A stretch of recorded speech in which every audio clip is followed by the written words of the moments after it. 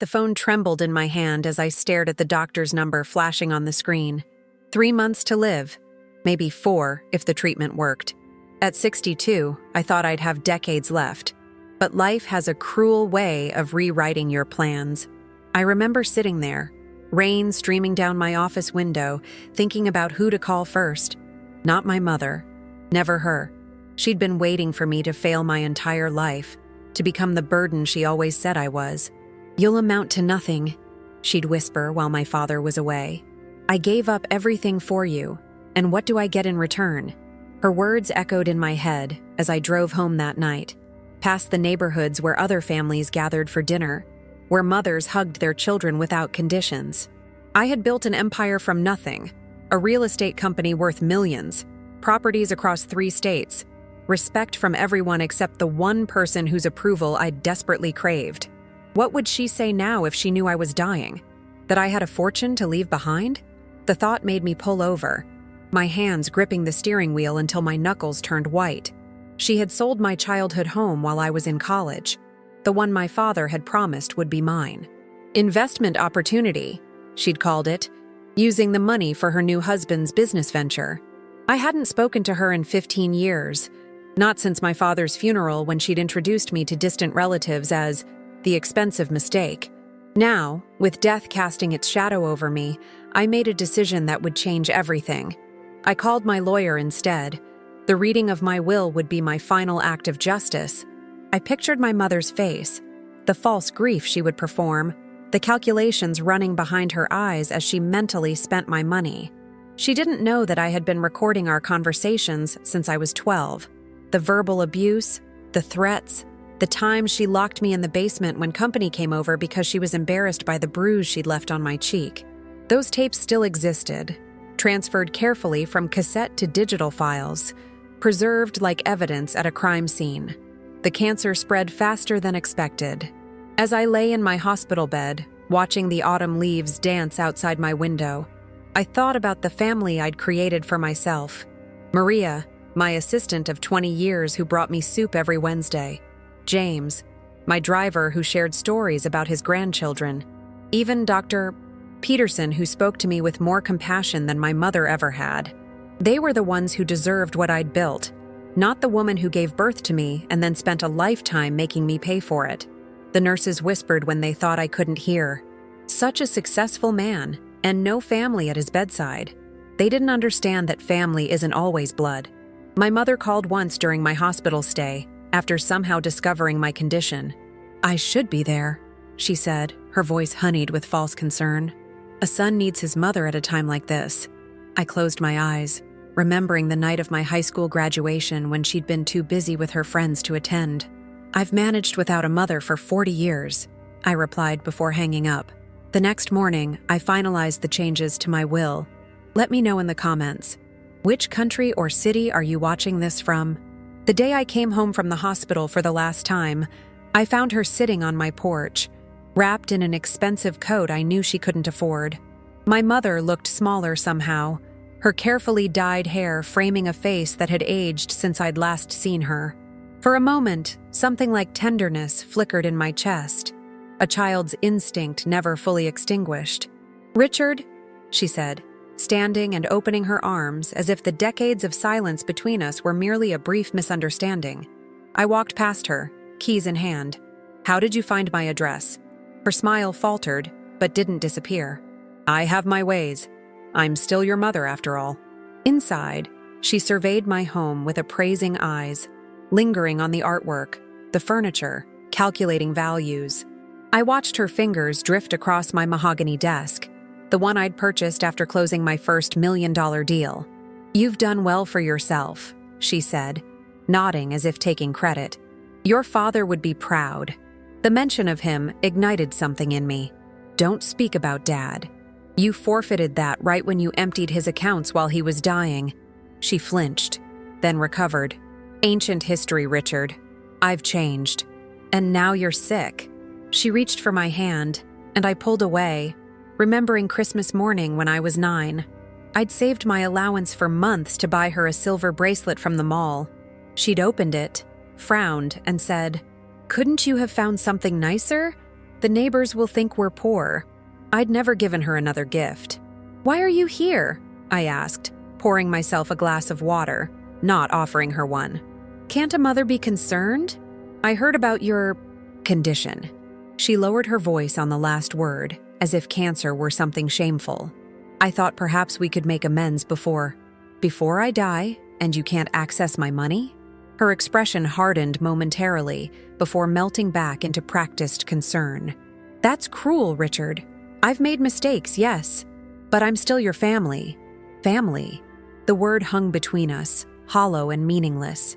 I thought of my best friend Alex's funeral 3 years ago, how his mother had clutched his photograph, her grief so raw it seemed to physically bend her.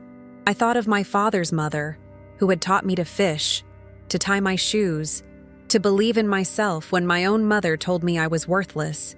Those were mothers. This woman was merely biology. "I've changed my will," I said quietly, watching her closely. The subtle straightening of her posture, the quickening of her breath, I saw it all. She was transparent in her greed. "Oh?" she replied, feigning disinterest while her eyes betrayed her. "I've made provisions for everyone who matters to me." I moved to the window, looking out at the garden I'd never see bloom again. "The house in Westport that you've always admired. I've left it to my housekeeper, Rosa. She's cleaned for me for 15 years. Never once called me a burden." My mother's smile tightened. "Naturally, you can do whatever you want with your extra properties, but surely the bulk of your estate. My main company is going to James, my driver. He has a brilliant mind for business. With the right opportunity, the one you made sure I never had, he'll triple its value in 5 years." Her composure cracked. "Your driver? Richard, be reasonable.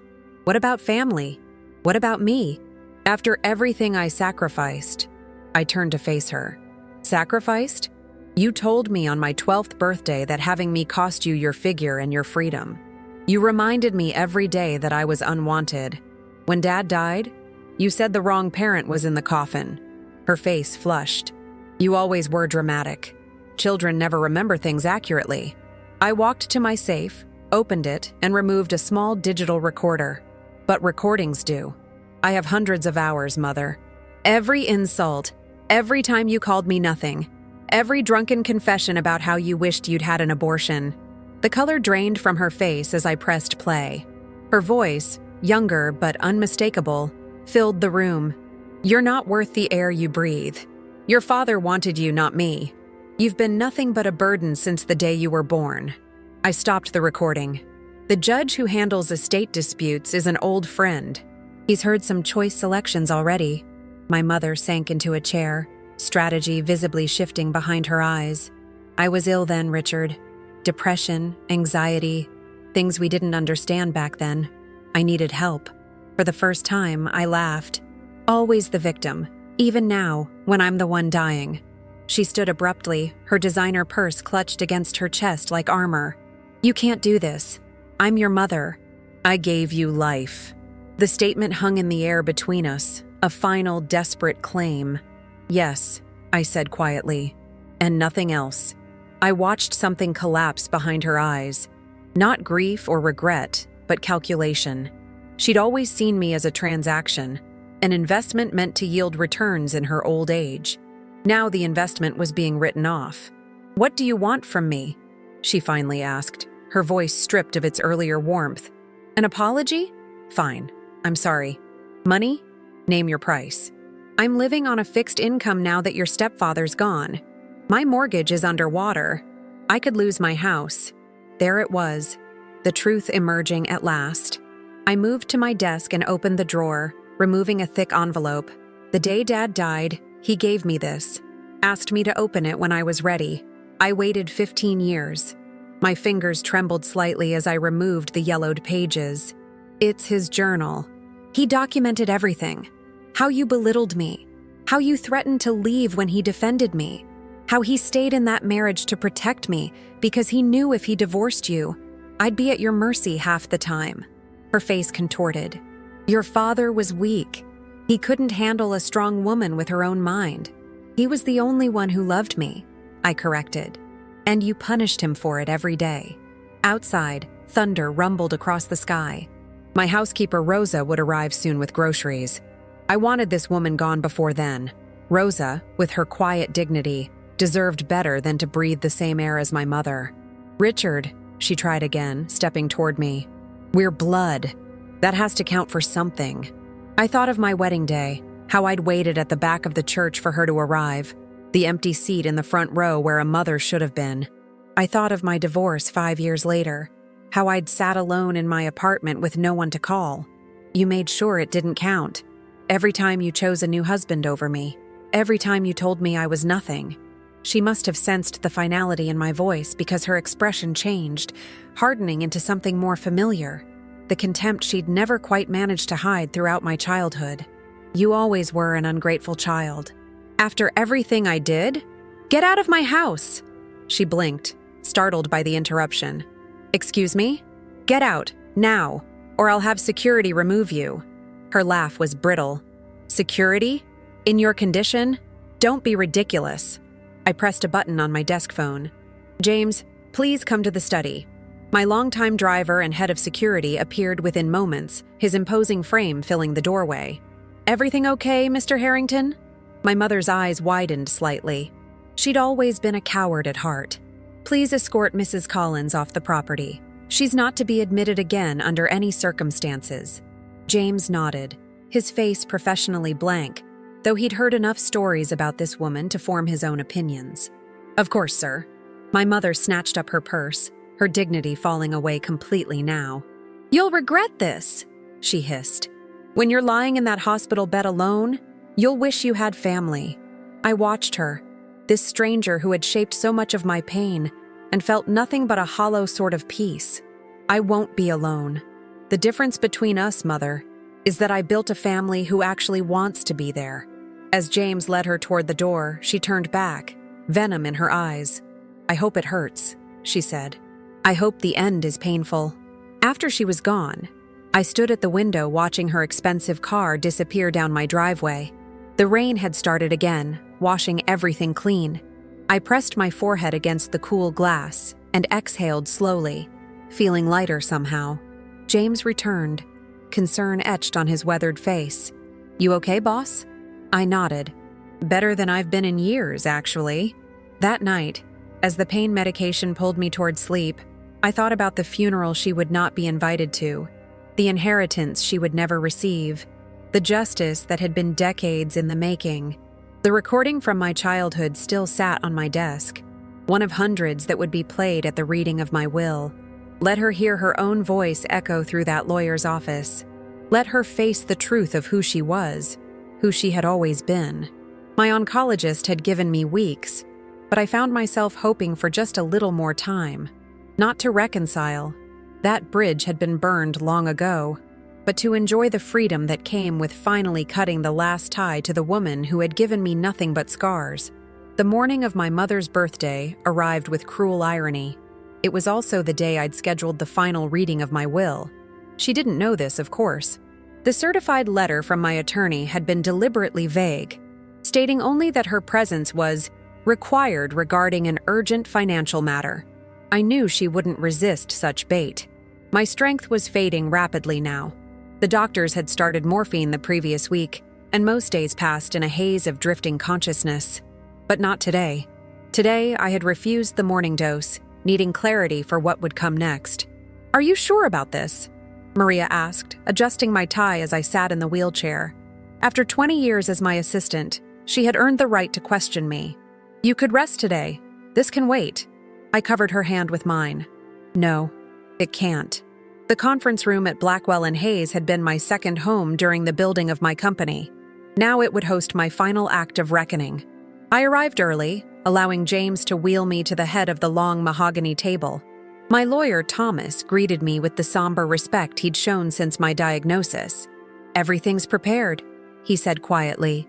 "The documents, the recordings, the video statement. Are you certain you want to be present for this?" I nodded, watching the door. "I've waited my entire life." They began arriving at precisely 10 o'clock. First Rosa, my housekeeper, looking uncomfortable in her Sunday dress. Then James and his wife, both solemn and dignified. Maria came next, followed by Dr. Peterson, my oncologist who had become a friend. Several of my executives filed in, along with the young programmer from my tech division, whose college tuition I'd been anonymously paying. The chair across from me remained conspicuously empty as Thomas consulted his watch. "She's late," he murmured. "Should we begin without her?" "Wait," I said. "She'll come." At 20 past the hour, the door swung open. My mother stood framed in the entrance, wearing a black dress as if already in mourning. Her eyes widened when she saw me. Perhaps she hadn't expected me to be alive, let alone present. Then her gaze swept the room, clearly trying to determine who these people were, and what claim they might have on what she still believed was her inheritance. "Richard," she said, voice honey-sweet as she approached. "You look—" She faltered at my appearance. The cancer had hollowed me, yellowed my skin, stolen the weight from my frame. "Ill?" I supplied. "I'm dying, Mother. You can say it." Her smile tightened as she took the empty seat. "I'm glad you called. It's time we put the past behind us." Thomas cleared his throat. "Mrs. Collins, I should clarify that you were summoned by the executor of your son's estate, not by Mr. Harrington himself." Her posture straightened. "Estate? But Richard isn't dead yet?" I finished for her. "No, but close enough that we're doing this now, while I can still witness it." Thomas placed a document before me. "This is Mr. Harrington's final will and testament, updated and notarized last week. With his permission, I'll summarize the main provisions." I nodded, watching my mother's face. This was what I had come for, to see the moment when she realized everything she had counted on was slipping through her fingers. To Maria Delgado, Executive Assistant, Mr.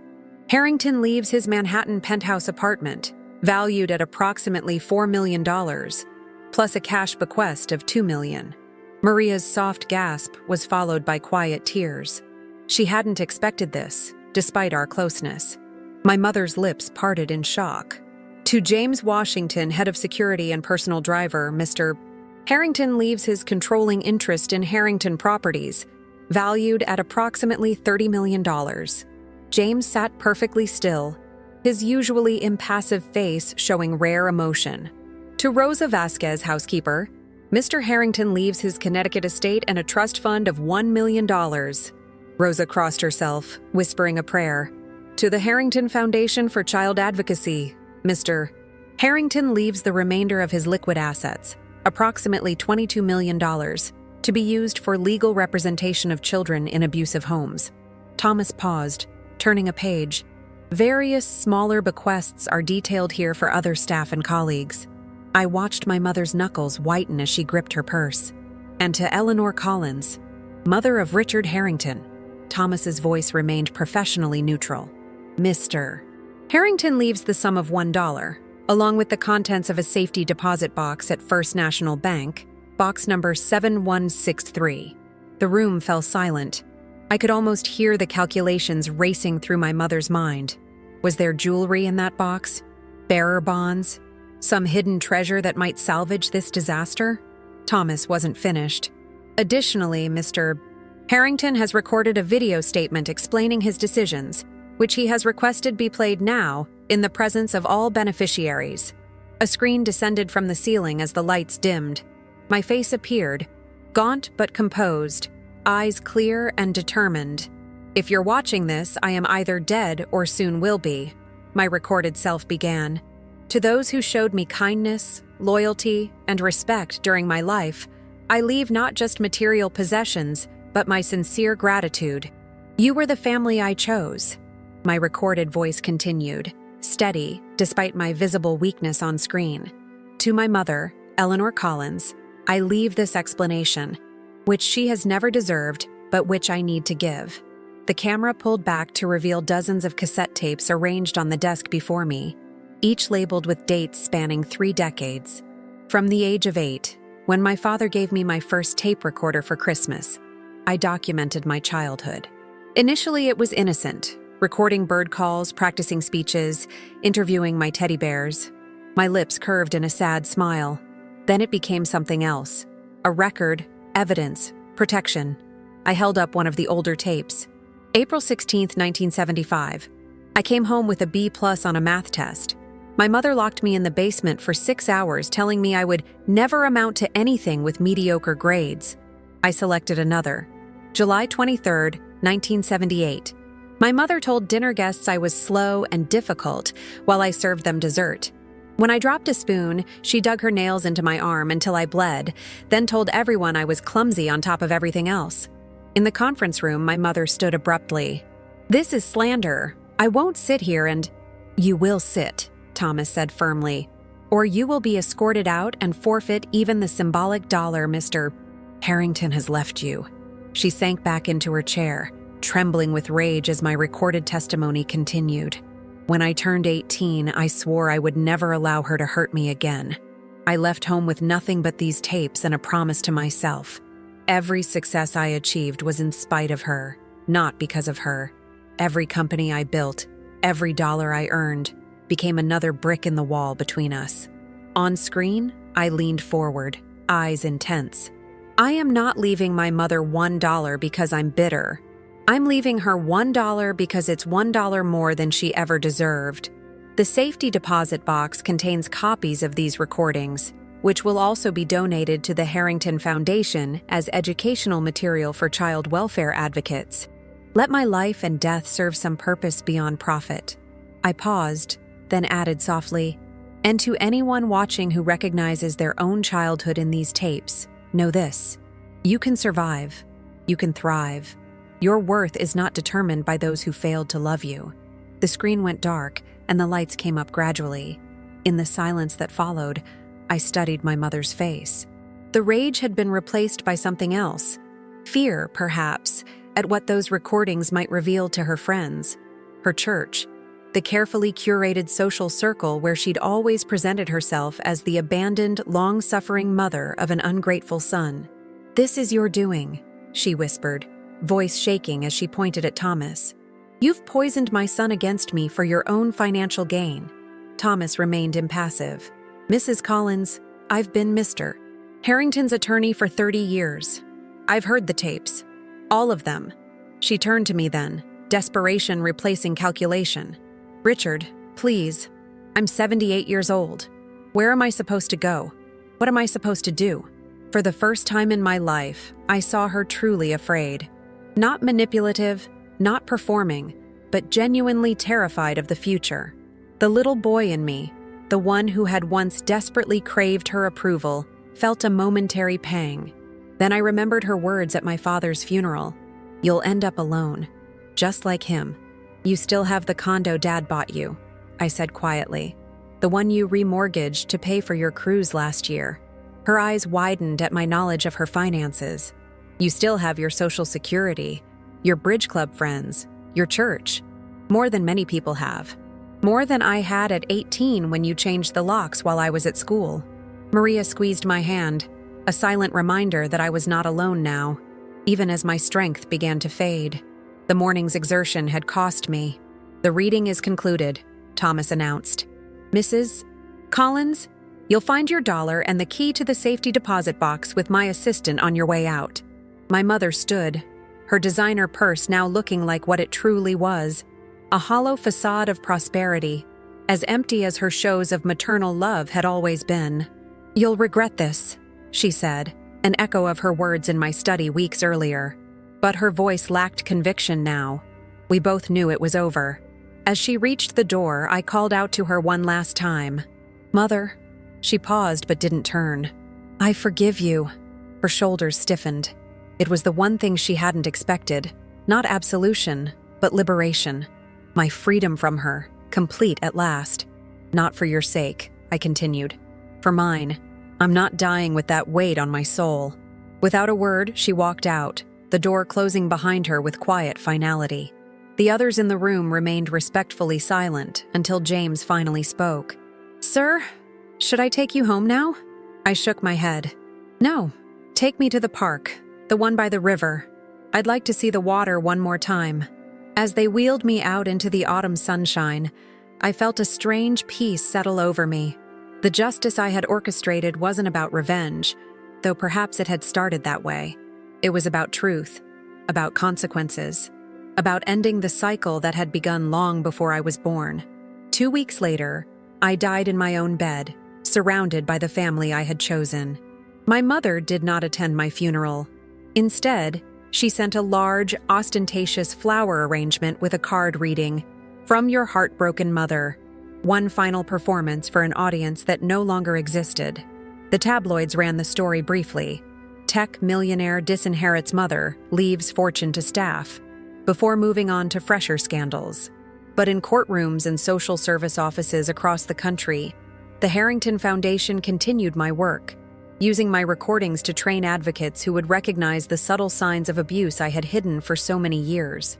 And somewhere, perhaps, another child with a tape recorder was finding the courage to preserve their truth, to outlive their pain, to build a life worthy of more love than they had been given. If this story moved you, share it with someone who needs to hear it today.